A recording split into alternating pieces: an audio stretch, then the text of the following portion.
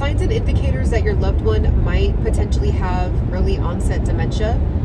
And this is part 3 of a 3-part series in potentially wanting to take your loved one in to see if they may have early onset dementia. The earlier you can catch this, the better. Trust me, I was my grandmother's caregiver for 8 years, and it was so difficult to see how vicious the conditions of dementia are. It is horrible to know that your loved one is going through that level of pain cognitively, to know that they're going through that level of pain mentally, and it takes a toll on your own mental health as well. So it is my goal and my passion to spread awareness about dementia, and just through the lens of my experience, talk about what I wish I would have known a lot earlier.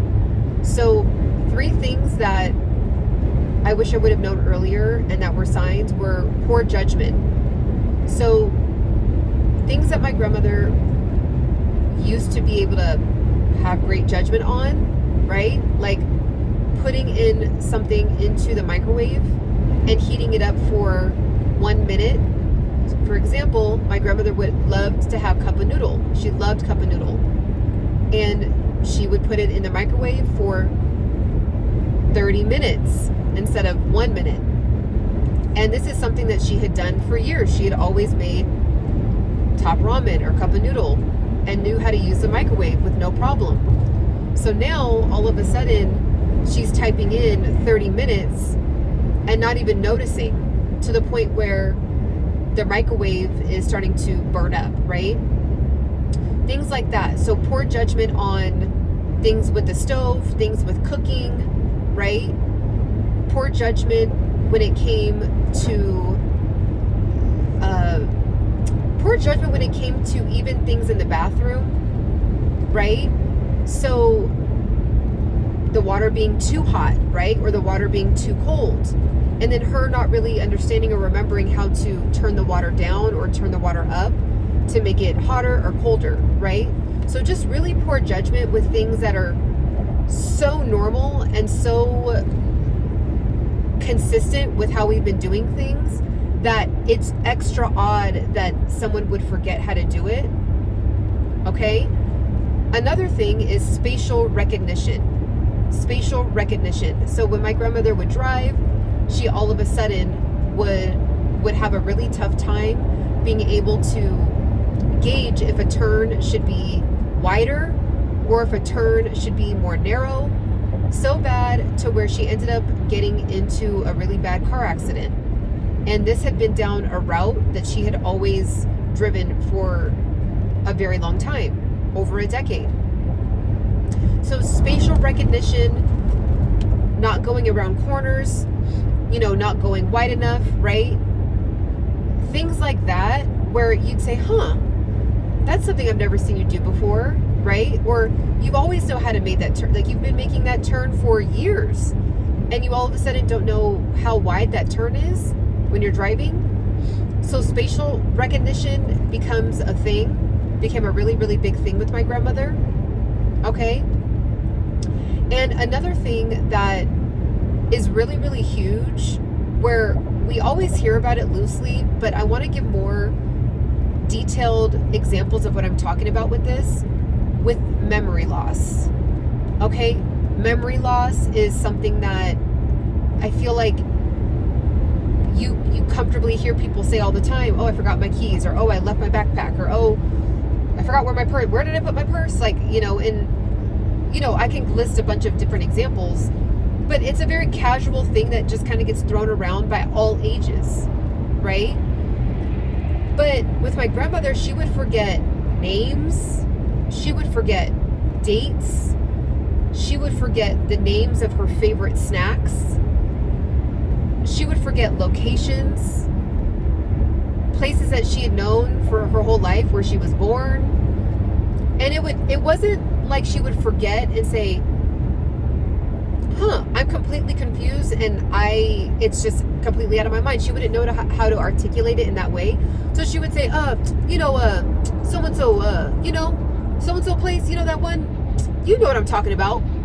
And then you would just be looking at I would be looking at her like, no, Grandma, I don't. Like, and usually you do know the cities and states that you're referring to. So like, I kind of can't, and I would guess, and then she would get really, really frustrated because I wasn't guessing correctly.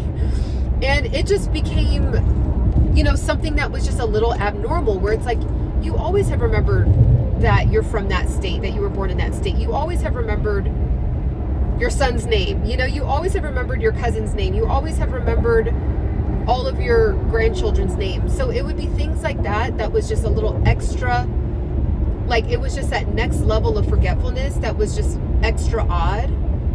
Okay? So you don't want to look over those things lightly. And then we kind of thought that it just was becoming part of my grandmother's personality, which was like, oh, she's just probably going to forget, you know, a word or two. But she would just forget full on whole scenarios. And then she would just kind of be like, oh, whatever, you know, whatever, you guys know what I'm talking about. And then just kind of move on from it. And then we just kind of would move on from it too. And I wish that we were paying a little bit closer attention. And I wish that we were tracking that behavior a little bit more. Even to the point of maybe physically tracking it, like writing it down in a note, in the note section of our phone, and being like, this has been 3 months now that she keeps radically forgetting things that we know that she's known for years. And so memory is a really, really big one, and it's a very broad, like, it's just when you look up dementia and you say, oh yeah, memory loss, it's like, okay, well, people have memory loss when they get a concussion, unfortunately. People have memory loss just natural, like just normal human, maybe you didn't plan your day correctly and you're in a rush and so you forgot something, you know what I'm saying? So it was kind of like, when I think back, I'm like, man, if I were to look up early onset signs of dementia and seen some of the topics and some of the lists, I'd be like, isn't that everybody?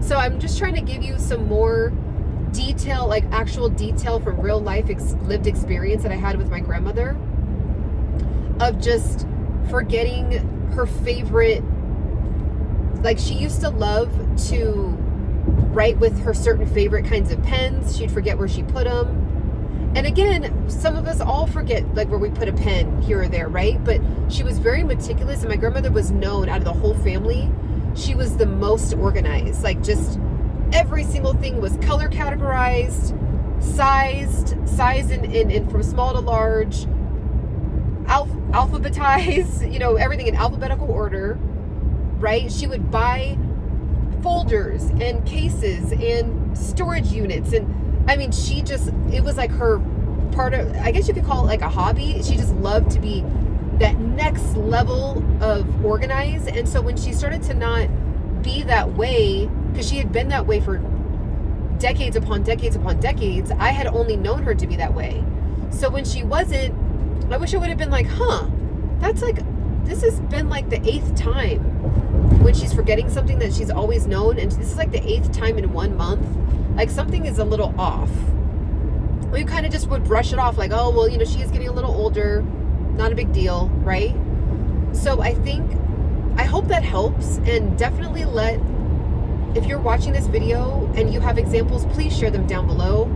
If there's anything that I'm missing, or, you know, can be, if I'm incorrect on something, please let me know down below, because I have no pride in this. Even though I was a caregiver for 8 years, I know that there is so much information and it's always being studied. And, you know, I'm just speaking from lived experience and just wishing that someone would have told me these things in more detail.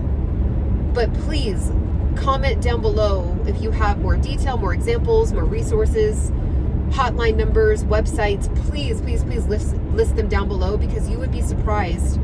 On my Instagram, my @WithLoveChuckie Instagram, I have people in my DM saying, hey, my loved one just got diagnosed and I have no idea where to start. I have no idea what to do.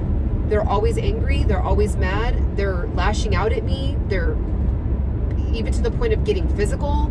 This is not who they are. I'm so confused. I'm so lost. I'm so sad. And people are out there confused and hurting. And unfortunately, and I'm going to talk about this more in another video, but just to quickly touch on it, when, at least my experience, and this has been the same lived experience as some other caregivers that I encountered, when someone gets diagnosed with dementia, they kind of just get handed this medication that usually it's donepezil or Namenda, and it's just like, take this however many times a day and, good luck.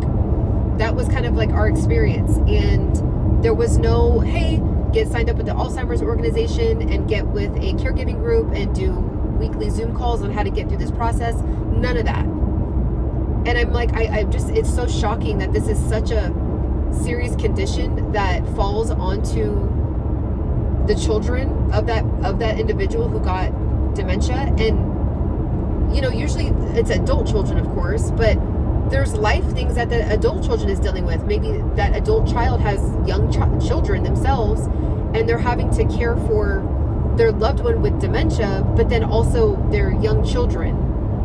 And it just becomes so stressful, and people are literally hurting and literally lost and confused on what to do with this process. So any resources, please, please, please list them down below. I would greatly appreciate it. And make sure to like, make sure to subscribe.